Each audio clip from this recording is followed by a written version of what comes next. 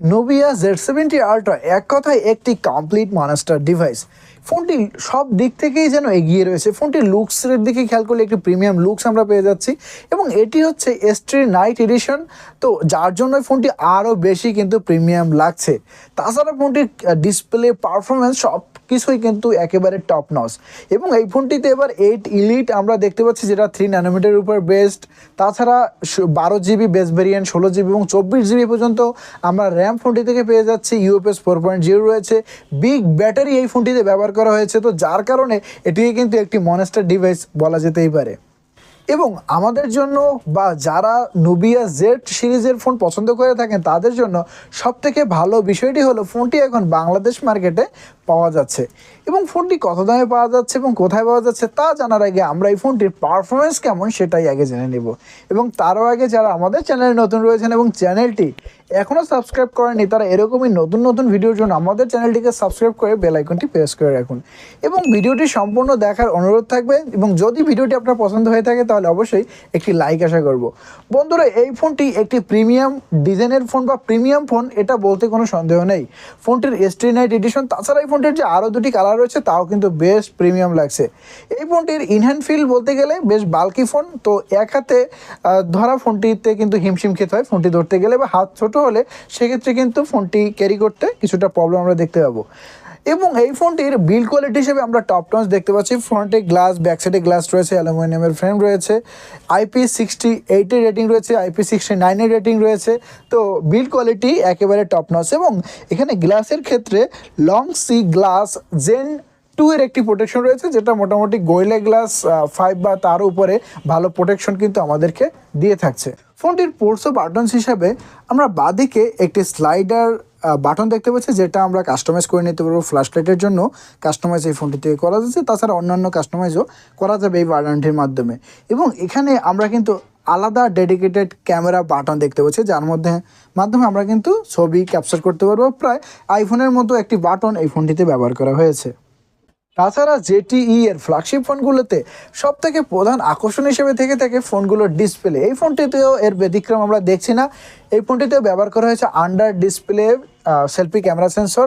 তো আমরা যদি অন্য কাজে বা মাল্টিমিডিয়া কনজিউম করে থাকি তখন আমাদের এই সেলফি ক্যামেরাটি ভিজিবল হবে না, যার দরুন আমরা কিন্তু টপ নচ মাল্টিমিডিয়া পারফরমেন্স বা একটি ভালো ডিসপ্লে পারফরমেন্স ফোনটি থেকে পেয়ে যাচ্ছি।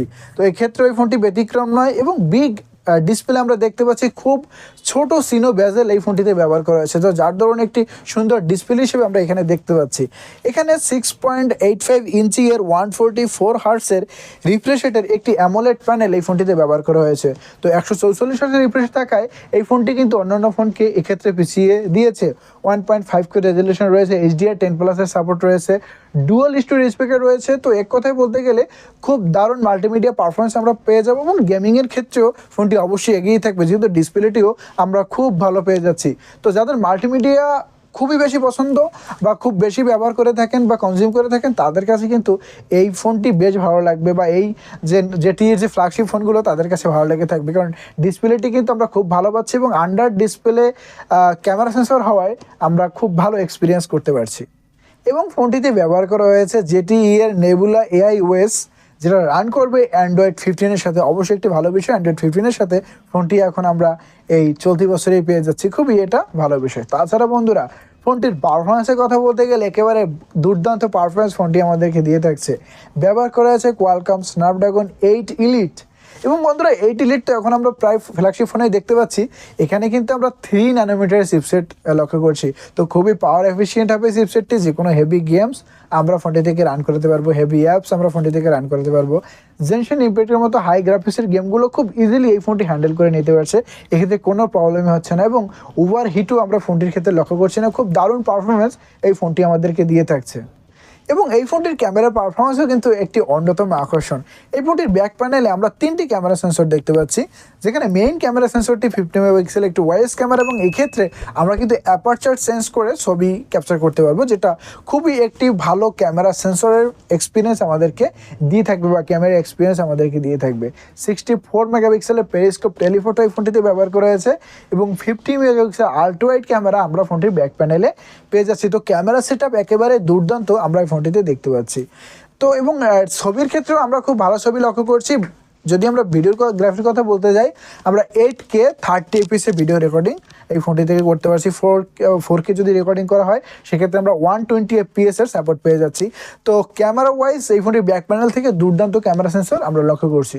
ফ্রন্টে এক্ষেত্রে 16 মেগাপিক্সেলের ক্যামেরা রয়েছে, যেখান থেকে আমরা ডিসেন্ট ক্যামেরা পারফরমেন্স পেয়ে যাচ্ছি। এবং যদি ভিডিওগ্রাফির কথা বলতে যাই, এক্ষেত্রে 1080pতে 30fps আমরা ভিডিও রেকর্ডিং করতে পারছি। তো এক্ষেত্রে আমার কাছে কিছুটা কমতি লেগেছে। অ্যাটলিস্ট 4K 60fps হওয়া উচিত ছিল, যেহেতু 8 ইলেট রয়েছে, 3 ন্যানোমিটার চিপসেট রয়েছে এবং একটি ফ্ল্যাগশিপ লেভেলের একটি ডিভাইস ছিল, সেক্ষেত্রে ফ্রন্টে 4K আমরা আশা করতে পারতাম। তবে এগিয়ে থাকছে এই ফোনটির ব্যাটারি পারফরমেন্সের ক্ষেত্রে। এই ফোনটিতে ব্যবহার করা হয়েছে 6150 mAh এর বিগ ব্যাটারি, যেটা কিনা সিলিকন কার্বনেটের ব্যাটারি। এবং এখানে যে আমরা অ্যাডাপ্টারটি পেয়ে যাচ্ছি বক্সের মধ্যে, সেটা হচ্ছে 80 ওয়াটের একটি অ্যাডাপ্টার, যেখান থেকে আমরা ফাস্ট চার্জ ফোনটি থেকে করতে পারবো।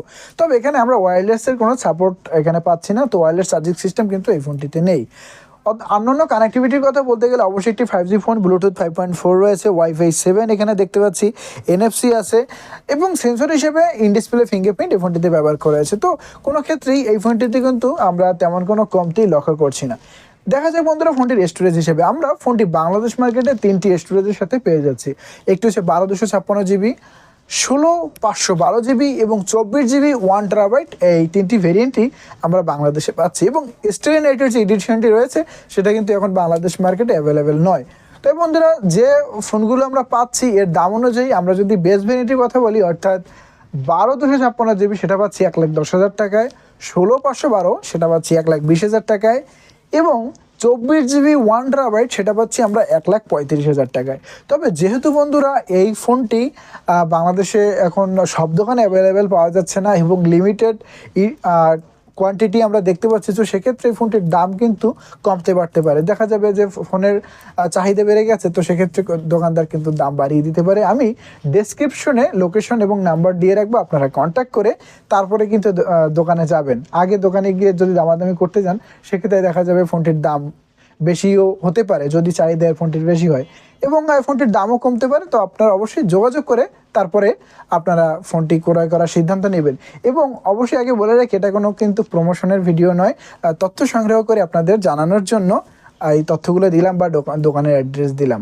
তো বন্ধুরা, এই ছিল আজকে ভিডিও। আশা করি ভিডিওটি আপনাদের ভালো লেগেছে। যদি বন্ধুরা ভিডিওটি ভালো লেগে থাকে অবশ্যই একটি লাইক করবেন এবং চ্যানেলটিকে সাবস্ক্রাইব করতে ভুলবেন না। আর শীঘ্রই নতুন কোনো ভিডিও নিয়ে ভালো থাকবেন, সুস্থ থাকবেন। ধন্যবাদ।